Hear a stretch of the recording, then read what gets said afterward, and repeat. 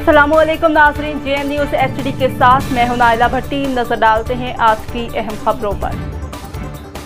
चिश्तियाँ से खबर शामिल करते हैं हमारे ब्यूरो चीफ जनूबी पंजाब हाफिज़ मोहम्मद बशीर की रिपोर्ट के मुताबिक चिश्तियाँ THQ अस्पताल में वार्ड बॉय आपे से बाहर हो गया।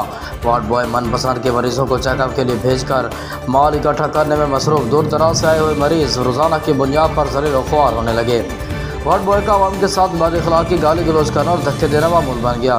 THQ इंतज़ामिया वार्ड बॉय के सामने बेबस। वार्ड बॉय की वीडियो JN न्यूज़ को वसूल। हम सुबह से अपनी लाइन में अपना नंबर का इंतज़ार कर रहे थे।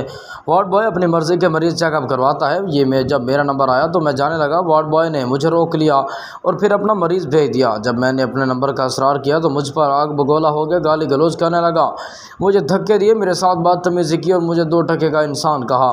हमने इस वार्ड बॉय के ख़िलाफ़ बारहा रिपोर्ट बना के ऊपर सेंड की है, लेकिन कोई नहीं निकालता।